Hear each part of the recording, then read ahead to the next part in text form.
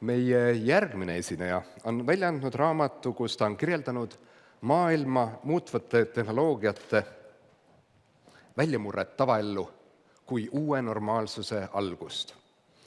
Raamat kannab pealkirja Technological Revolutions and Financial Capital, The Dynamics of Bubbles and Golden Ages. Ja sellega palun lavale Tallinna Tehnikaülikooli majandusteaduskonna Ragnar Nurkse innovatsiooni- ja valitsemisinstituudi külalisprofessori Carlota Perezi. Stage is yours.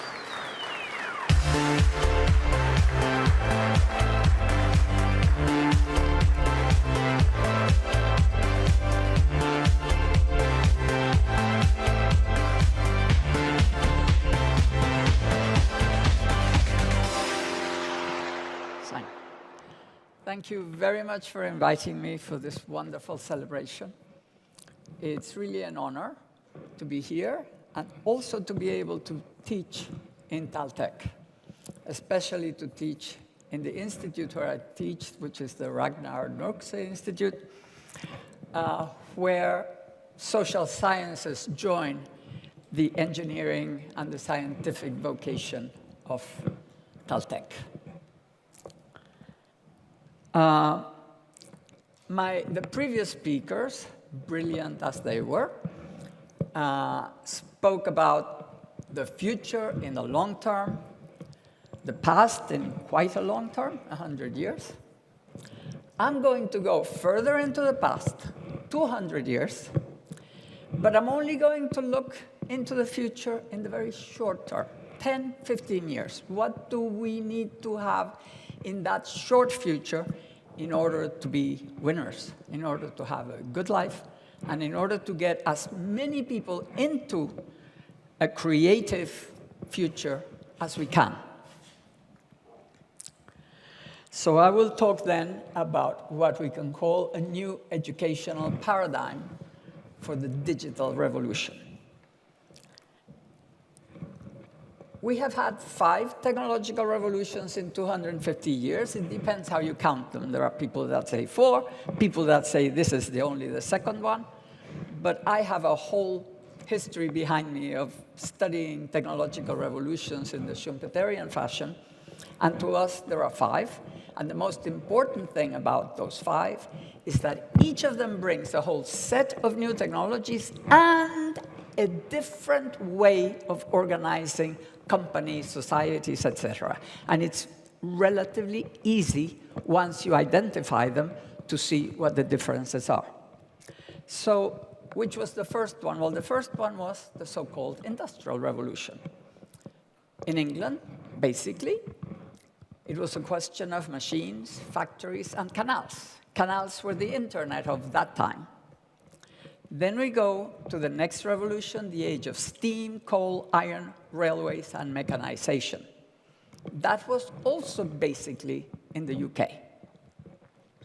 When we get to the age of steel and heavy engineering, the really massive electrical, chemical, civil, naval engineering, fantastic innovations, massive innovations. What that created was the first globalization. The first globalization, which was made up of 2 very important infrastructures. One, which was the fact that you had transcontinental railways, very fast speed because steel was cheap, not as brittle and problematic as iron was. And then we had transoceanic cables, transcontinental cables with the railways, of course. So we had telegraph across the world. And at the same time, we had the steamship, which replaced, of course, the sailing ship and created the first globalization in the sense that you could have counter-seasonal trade from the south to the north. In 2 weeks, you could have meat up from Argentina or from New Zealand. So it was a huge change. And it was the first time that countries could really jump, like Germany and the UK did, all the way to the front. And that was, by the way, the period when engineering became very important, and TalTech was founded just at the end of that revolution and the beginning of the next. The next one, the age of the automobile, oil, petrochemicals, and mass production, overlapped. It began more in 1908, whereas the fourth revolution ended with the First World War.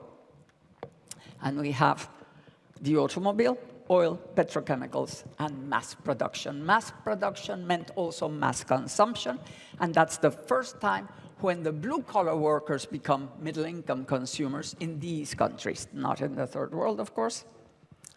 And then we get to our age of information technology and telecommunications. You will notice that the arrow is only halfway. And it's only halfway because that's exactly where we are. If we look historically at the previous revolutions, they always had a big bubble, a big collapse, and then a shorter or longer recession period. So you know where we are now. We are in the equivalent of the 1930s. So don't be surprised that we have Brexit and Trump. At the other time, we had Stalin and Hitler. The whole, people who have been hurt for the past 40 years, 30 years with the changes in technological revolution, not yet what's coming with information technology and with artificial intelligence and robotics, just with information technology and with globalization. Lots of people see the future of their children as being worse than their own. So populism comes, and populist leaders find a lot of followers. That's how Trump and Brexit happen, and that's how the Italians now have this crazy two extremes government. So we are midway. And what do we have ahead? The possibility of a golden age, because each one of the other revolutions after that recession, the state has come in to shape the future, to take those technologies and allow them to really benefit the whole of society. So there is a lot of socioeconomic change to make now, and it's in the hands of governments, organizations, political parties, universities, schools. Every single social organization has the job of reshaping the future. So what has each of these revolutions brought? A techno-economic paradigm shift, but in fact also a socio-institutional paradigm shift. Because what it does is to change the direction for innovation and organization across the economy and across society. What does then each new paradigm bring? A far-reaching transformation, new ways of producing, new ways of working, new ways of communicating, new ways of living, and also a different set of knowledge and skills at all levels. But technology doesn't determine everything. We're not talking about technological determinism. What technology provides is like the stage, the tools, the possibilities. What can you work with in order to make a better world? So in fact, historically, society shapes its own future using those options. I just told you about fascism and communism coming with the mass production revolution together with the Western democracy. So there were options, very wide range. So it's rather risky when you have to choose which way to go with the technological revolution. So one of the things you need to do is to prepare people with the required skills so that you can define the way each technological revolution will be deployed. So you can define the shape of that possible golden age, or maybe not so golden if you don't do it right. So what happens with each of these revolutions in terms of education, which is what we're talking about today? Well, the first thing is that the bar for the minimum education level has been lifted with each revolution. So the least educated in society must at least know how to read, how to write. In each case, you go up. In the last revolution, you needed how to drive. If you didn't drive, you were sort of, now maybe you can go on a bicycle and forget about the cars. The other thing is that the special training required of high-skilled workers has also changed with each set of new technologies. Now, what happens in terms of universities? Well, for universities, we have something very important, which is a combination of knowledge and behavioral skills of the leaders, because there are different ways of leading with each revolution. We have gone from very authoritarian, we are coming down to a much more collaborative, participatory, because you can't really be authoritarian if you want people to be creative. So those skills have also changed. And another thing that has happened with each revolution is that you need more leaders, because there are more things to lead, and because society becomes much more advanced. And therefore, we are now coming to a point where, coming from the Industrial Revolution, where maybe 2% of the population went to university, to today, when we're talking perhaps 50 or maybe even more %. So we're talking about a much more complex task. It isn't just about a little minority. It's about a much wider range of people in society. So I tell you, it's our turn to shape the information revolution. Actually, it's your turn, because some of us are going to leave very soon. So universities have actually always had the role of preparing the leadership in society. So if we look at the successive revolutions, and we ask, who are you supposed to educate in universities, and what are the skills you need to provide? We start with the first. What did you need to train? The political leaders, the church, the teachers, and the military, and that's it. So what did they need? General education. They also probably needed quite a bit of capacity to give orders and to obey. You know, the whole idea, a way of doing. But basically what they needed, general education, meaning the classics and all these things, plus knowledge to go ahead. Then we move to the next revolution, to the age of steam and railways. And there we have the financial and business leaders that also need. Not all of them went to university, but quite a few did. So again, but all you needed was general education. When we come to the steel and heavy engineering revolution, then everything changes, because you need the scientists and engineers. And in fact, one could say that one of the reasons why Britain lost the leadership is because it didn't understand that.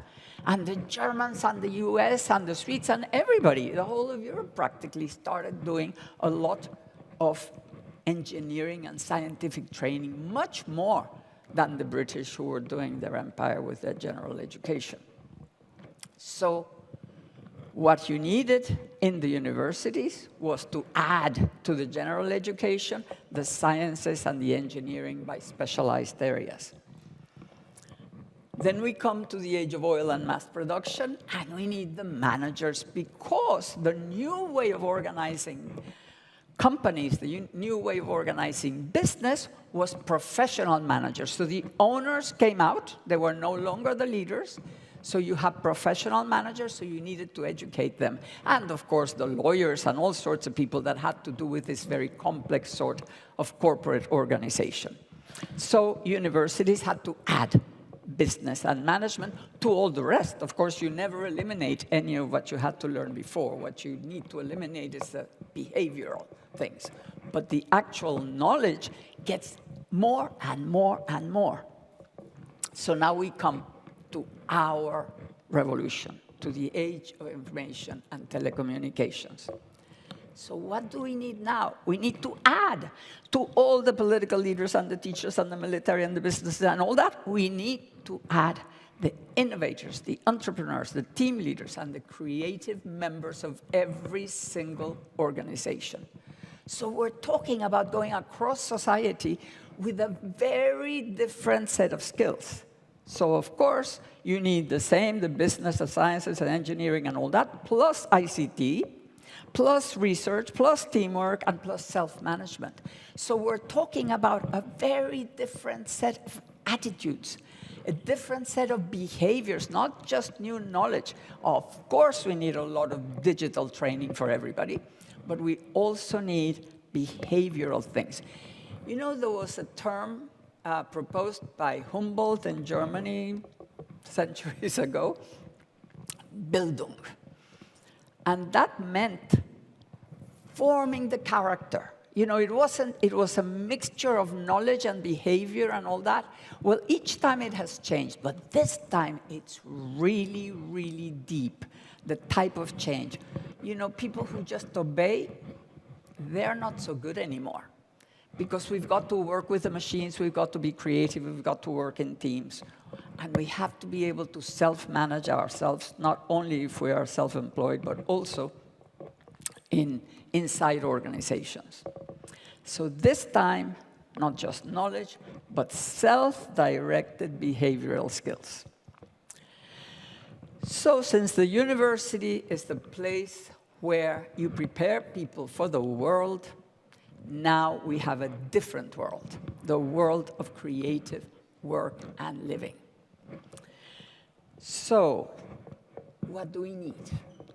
We need to acquire a solid basis for lifelong learning. Already the preceding speaker said, study, work, study, work, study, work. That's exactly what we need to do. Recognizing that innovation and creativity are the norm. This whole idea, leave your brain at home because we're going to have this Tayloristic thing. I'm going to tell you exactly what you do the best way. There's only one best way, and I'm going to tell you. Finished. Continuous improvement everywhere, whether you work in a big organization or in a small one, or you are your own entrepreneur. You need to be innovative and creative, otherwise you're out. And it's fun. It's great. Learning to ask questions, not mainly to answer them. You know, we've had centuries of teaching where you just learn how to answer exams. So you're given the question, and you have to give the answer the teacher told you. So that was the old world. That's over. It's obsolete. You've got to be able to evaluate several possibilities, and you might be able to give your own answer as long as it's intelligent enough and your teacher is new style.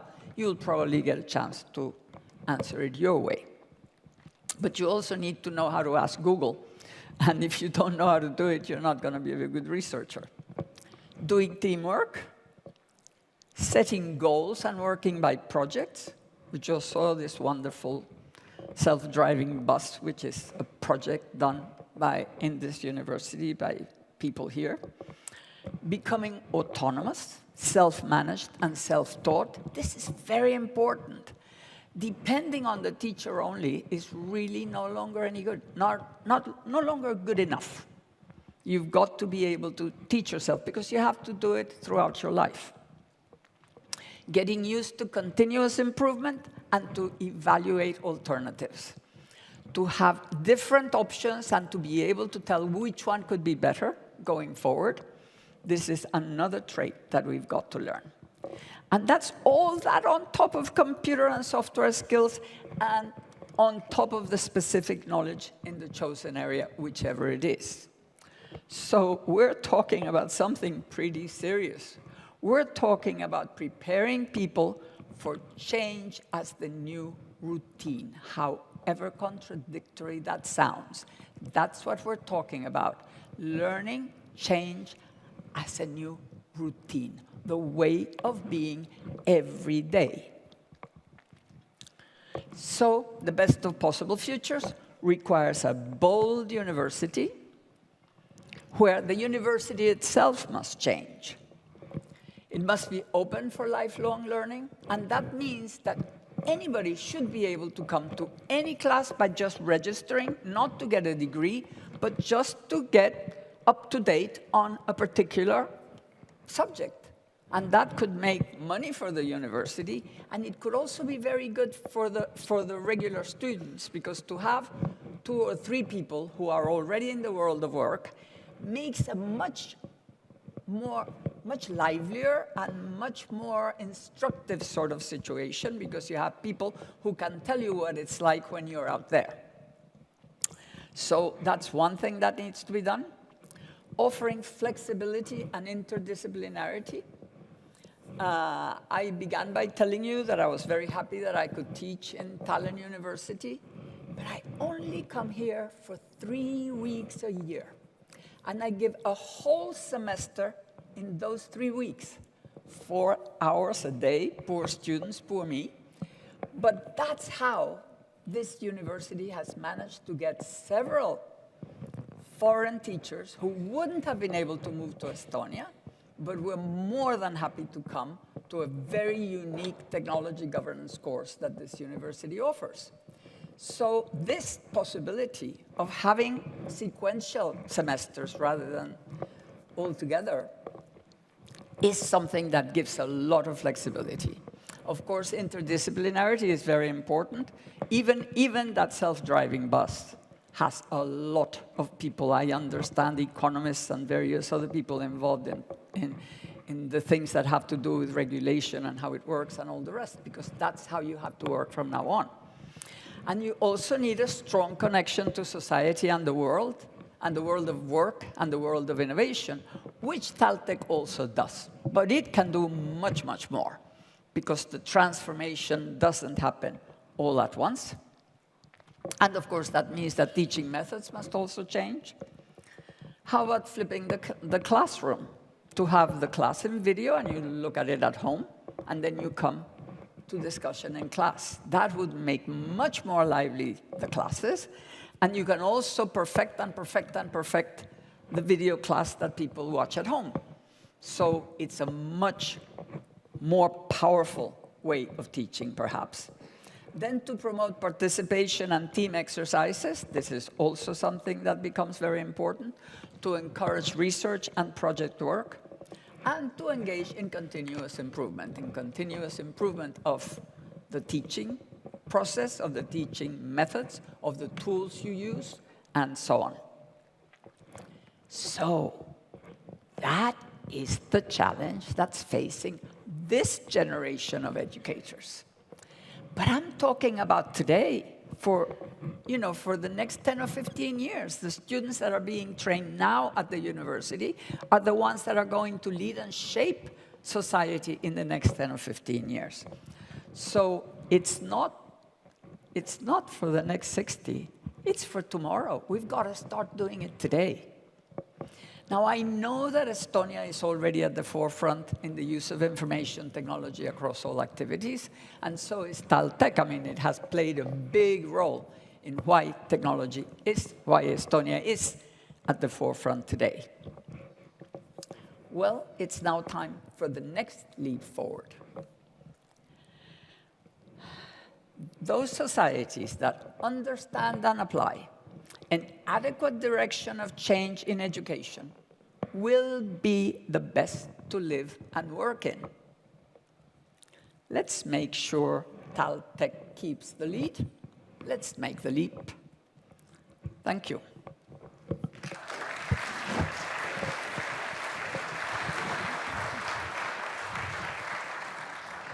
Carlota, thank you so much. You're very welcome. It's been a pleasure. And like teachers in the time gone past, I've got some questions for you. Thank you. Unlike teachers of the past. It's good. You have to ask questions from the teacher, not from the students. Unlike the teachers in the past, I'm not seeking for the right answers, but the opinions. Okay. So let's see what the audience would like to hear. You say the technical revolution brings possibilities for a better way of life. Do you think that the last technical revolution has brought us better life? The person asking is asking this because the massive information overload that people have to deal with. Among the younger generation, we see the burnouts. Yeah. Okay. Every revolution allows you to use it in a good way or in a bad way. Allows you to make it good for the many or good for the few. Transforms what you do and makes you feel that many of the things that are new are complex and have some bad consequences. So yes, there is a lot of burnout, and because we're aware of that, then we want to find a way of making it better. We have to recognize that the most important thing about a technological revolution is that it provides a much higher productivity and capacity to making life better for more and more people and better for each person. So because we have this greater power, this greater technological power, we can't just sit down and say, oh, great, let it happen however it happens. Because the way technologies appear, I wish I had brought this image, I didn't. I have a lovely image of an automobile which looks exactly like the horse carriages looked just before. The driver is sitting on top of the sort of front of the carriage, but there is no horse. But he's driving with the wheel horizontally as if it were the reins of the horse. And of course, the engine that's under him is measured in horsepower, and the wheels are wooden wheels with metal on the edges, like for horse carriages. The whole thing looked like that. And it took almost 20 years before the Ford Model T, which was closed completely, and the whole thing, you know, and could be mass-produced and could be used by everybody. He said, my workers will be able to buy cars. That sounded pretty crazy in 1910. But it ended up being true, because he understood which way he was going. So every technology can be used in a bad way or in a good way, both by business and by users and by people and by government, and can be shaped by governments. So our role is to identify the risks and to find the solutions, not to go back. We can't go back. We have it there.